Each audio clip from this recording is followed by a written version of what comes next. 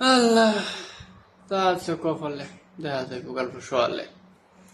ছোটবেলা যখন কইতো স্কুলে যাওয়ার কথা কইলে দৌড়টা মাইরে কাম লাগিয়াতাম, যাইতাম গা গরুর লাই ঘাস কাটতাম, যাইতাম গা গরুরে গোসল ভরাইতাম, গরুরে পানি খাওয়াইতাম, কামলার লগে বন্ধ যাইতাম গা, ওই কামলার লগে একটু অনেক কাম হলে তো সারাইব, তাহলে স্কুলের নামটা শুনলে দৌড়টা মারতাম।